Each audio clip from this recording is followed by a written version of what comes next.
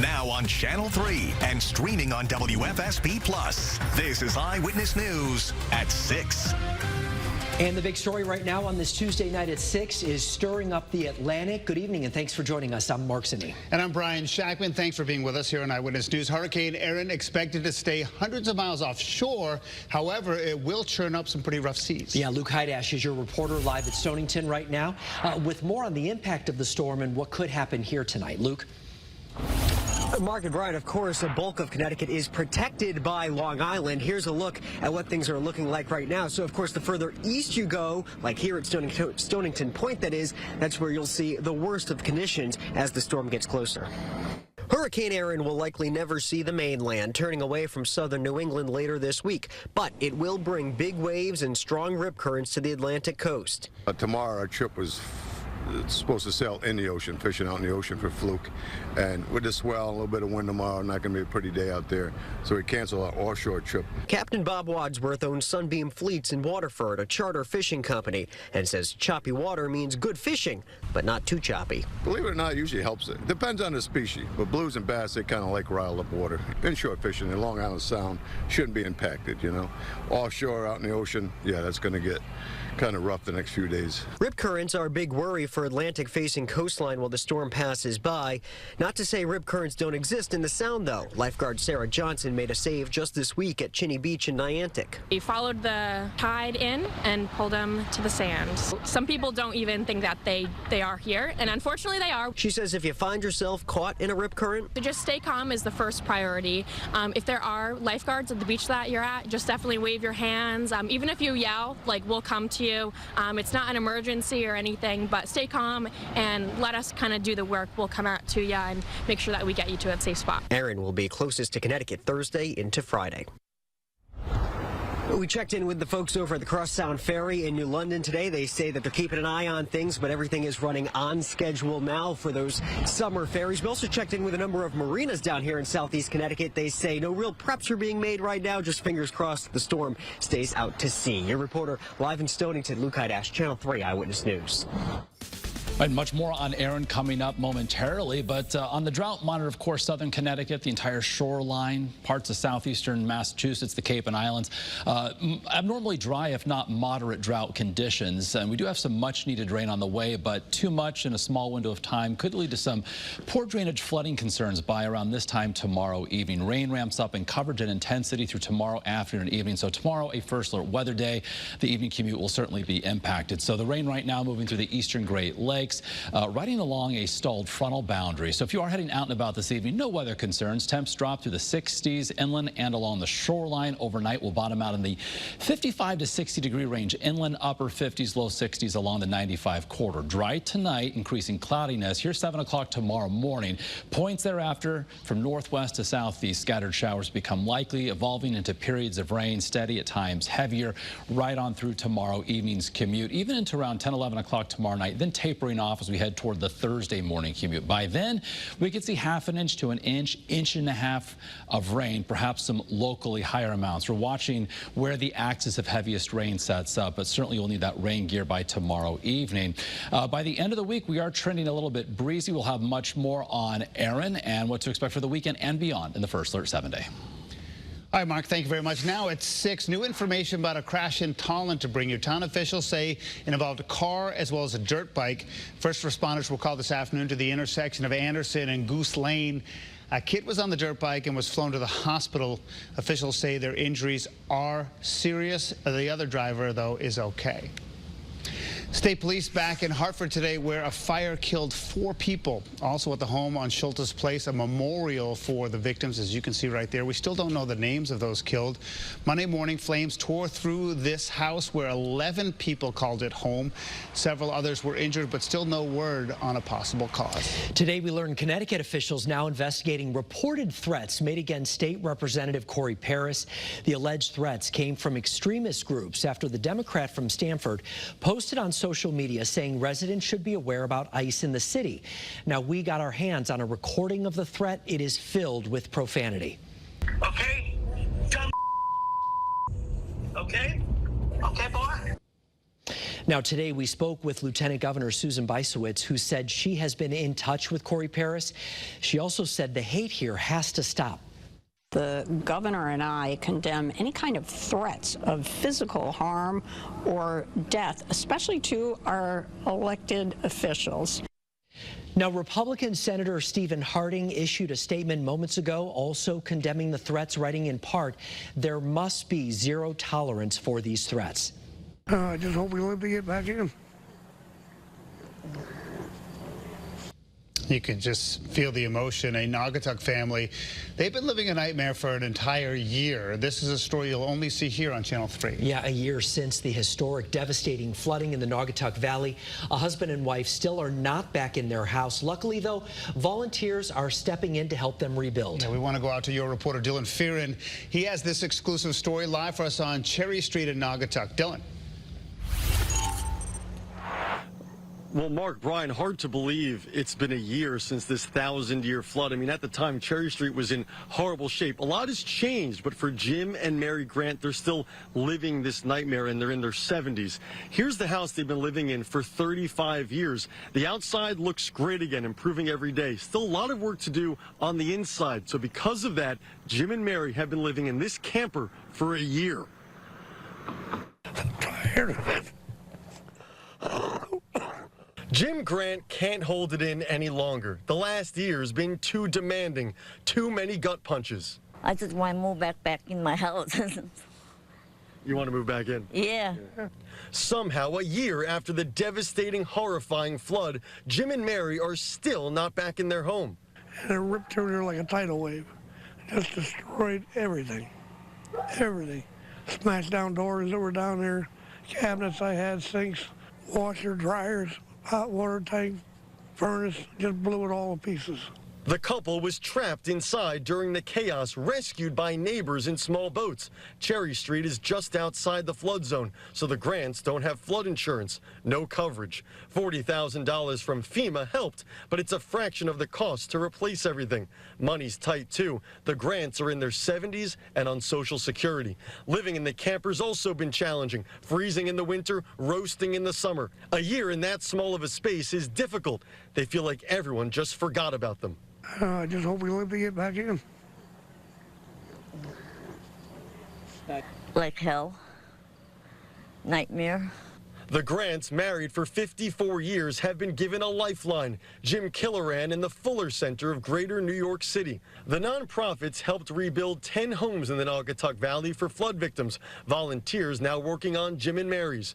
The foundation of the home is back in, along with insulation, trim, and flooring. This is devastating. Imagine you lose your house tonight and insurance won't pay for where you go tomorrow, and you lose everything and you don't know where you're going. Next up, a kitchen, bathrooms, cabinets, and furnishing the home. But it takes time and money. The Fuller Center is hoping donations will help. We need them in. We want them to have hope. It's a lot of help. I love them. And they've been doing very good in the house. They absolutely have, Mark and Brian. And as you can see, a website here for the Fuller Center. They need donations, whether it's money, supplies, time, always looking for volunteers. They're hoping to have the Grant family back inside this home by winter, the latest. There should also be an email on your screen to reach out to Jim with the Fuller Center to help out that foundation, that organization, and to help out the Grants and other victims in the Naugatuck Valley. I'm your reporter live in Naugatuck tonight, Dylan Fearon, Channel 3. Eyewitness News. Yeah, hopefully they can get home sooner. Dylan, thank you. New right now at 6, a man facing a long list of charges right now, accused of trying to break into vehicles at an auto dealership in Berlin. Officers say they took Andrew Bailey into custody over the weekend. Another suspect is still on the run. Officials say they found the two at a dealership. They allegedly rammed into a cruiser and got away, eventually crashing. Police say Bailey tried to run away but was captured. We have an update now about a boat fire at Lake Pockatapaug last month. A man from East Hampton now facing criminal charges. East Hampton police say Karan Flannery turned himself in earlier today. He's accused of having illegal fireworks on a boat the night after July 4th. Investigators say one of them exploded too close to the boat. It started a fire. 2 people were injured. Still ahead tonight, the city of New Haven moving forward with the demolition of an old empty building. What brought officials to make this decision when we come back? Fairfield National's magical run in the Little League World Series continues tomorrow against Las Vegas. I stopped by practice today to catch up with the team and talk to a pair of twins who are making their mark here in Williamsport. 7 days a week. And welcome back. Today, the city of New Haven started to tear down the old nursing home on Winthrop Avenue. Yeah, the Atrium Plaza Health Center closed back in 2004. The property has been the subject of many complaints over the years.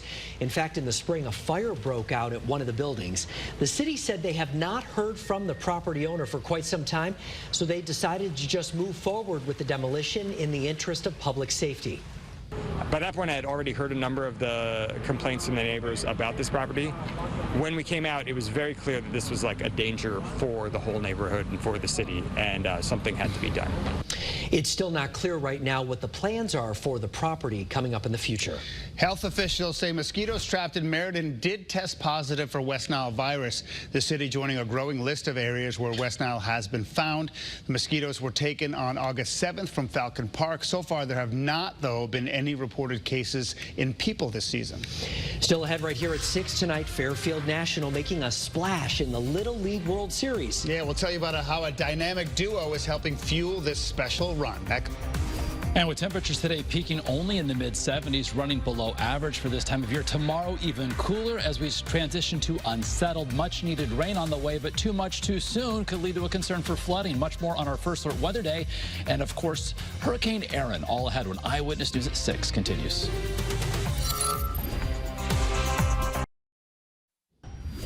Well, this is really great. The Fairfield National Little League team now one more win away from advancing to the U.S. Championship game this weekend. It's just incredible. Your sports reporter Dan Booth stopped by practice today to catch up with the team on their day off and speak with a unique dynamic duo. Dan.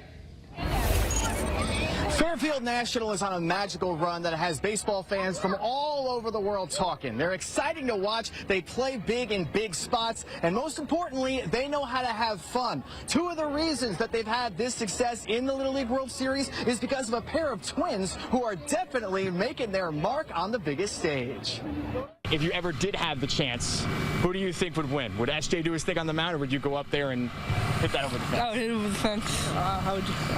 I would shake you out 3 pitches. Jimmy and SJ Taxel-Torides are identical 12-year-old twin brothers. Whether it's hitting bombs up at the plate or making big plays out in the field, they're having the time of their lives playing together in Williamsport. It's fun. We have a good time playing together. We're competitive. It's just fun being around him. I love when he's behind the plate, but if I'm pitching bad, he'll be the first person to let me know. This twin pitcher-catcher duo has a special connection that's helped lead Fairfield National to a lot of wins over the past few summers. Their desire to compete and push each other each and every day has helped put them in a position to have success when it matters most. They're great to be around. They're my son's best buddies. Always laughing, joking, competitive to the fullest. We compete a lot. I always try to do better than him. He tries to do better than me. It's just fun being with him. Sometimes that sibling rivalry can lead to some spirited conversations on the field. Like during the mound visits from pitching bad, he'll just like come to the mound and just like start saying some mean stuff to me. Yeah, I yell at him all the time. It's just like fun for me. Not fun for me. Having identical twins can be an interesting scenario. They are fiery, they are competitive boys. It doesn't matter what sport they're playing. They are competitive. And I think what's so unique about their bond and their relationship is that they fire each other up and they hold each other accountable. One of the cool things about having a brother, especially one who likes the same things you do, is you don't have to look too far to find someone to play with. They've been hitting together all summer. They've been practicing together. They've been hitting the gym together. They push each other, but the best part about it is that they root for each other, and that's something that's really been very special. Everyone on this team knows how to have fun, and that's a special part and a crucial part of everything that Fairfield National has been able to do here in Williamsport, and we'll give them the opportunity to keep doing it as the tournament continues. Your reporter in Williamsport covering the Little League World Series, Dan Booth, Channel 3, Eyewitness Sports. All right, in case you missed it, tomorrow now a first alert weather day with an increased likelihood for rain, increasing in coverage and intensity as the day moves forward, having an impact on the evening commute. And if we see too much rain in a small window of time, there could be even a concern for some isolated poor drainage flooding. So something we're going to be monitoring very closely. You can as well using the free WFSB First Alert Weather app. Also from that app, you can get the very latest on Hurricane Erin. Category 2 storm, it has weakened just a bit, winds down to 105 miles an hour, moving to the north-northwest. So moving away from the Bahamas as we head Wednesday night into early Thursday, taking its closest pass near the Outer Banks of North Carolina, well to the west of Bermuda, and then Thursday night into Friday, moving away from southern New England. So here's the wind field, the probability of tropical storm force winds. Greatest likelihood, of course, closest to the center, less likelihood farther outward from the center. So as we head Thursday into Friday, again, moving away from southern New England. What can we expect here locally, wind-wise? Here's the check first alert futurecast. Thursday morning winds gusting 15 to 20 miles an hour. It's coastal southeastern Connecticut that could get some gusts perhaps around 30 miles an hour. Again, nothing that's going to lead to any sort of power outage concerns. Remember, this storm is passing the center of it, hundreds of miles offshore from us here in southern New England. As we close out the week on Friday, what starts off as a breezy day, that wind begins to relax by Friday evening. So with regard to ocean impacts for Atlantic-facing coastline, we have high surf advisories up from the Cape through the islands, southern parts of Rhode Island, of course, through Atlantic-facing Long Island. We could see waves 6 to 10 feet. And, of course, there's also a concern for rip currents. So plan accordingly. Be safe if heading to any beaches later this week, even into this upcoming weekend. It will take some time building right now, and then it will take some time to lessen that impact as we head Saturday into Sunday. Our view from Torrington showing some broken mid and high level clouds over Litchfield County. Checking out the scene here from southeast Connecticut along the shoreline in Old Saybrook. Absolutely beautiful there as we look in on the pier, the marina. We've got temperatures basically between 70 and 75. Very comfortable dew point values, 40s and 50s. Great by August standards. And while we're dry now, rain clearly moving through the eastern Great Lakes, heading in our direction. So tomorrow morning, getting closer to Connecticut as our Wednesday moves forward in time. Rain becoming likely, steady, at times heavier in time for the evening commute. And then showers taper off by the Thursday morning commute with clearing getting underway thereafter. At the same time Thursday, we're going to be watching Erin pass by again well offshore from us here in southern New England. So highs tomorrow, cooler than today, unseasonably so. Mid and upper 60s inland, 70 to 72 along the shoreline. And rainfall totals tomorrow into early Thursday morning, ½ an inch to 1.5 inches, perhaps some locally higher amounts. We're going to be watching to see where the axis of heaviest rain sets up across our state. So Thursday, we'll see some partial clearing, at least turning brighter, some mid and high level clouds through the afternoon, breezy, low 70s. About 10 degrees warmer, that wind relaxing as we close out the week on Friday.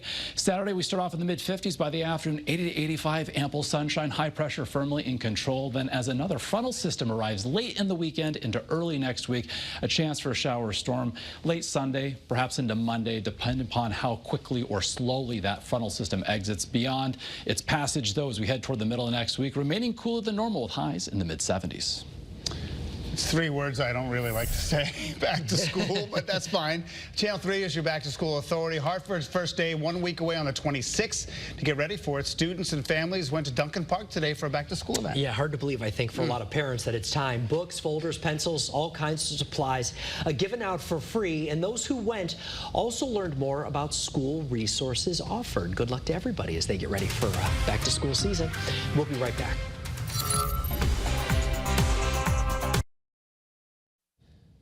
All right, a dry stretch is going to come to an end. We need rain, and it's coming tomorrow. All right, Mark, thank you, and thank you for joining us tonight at 6. We'll see you back here at 7 o'clock. Be well.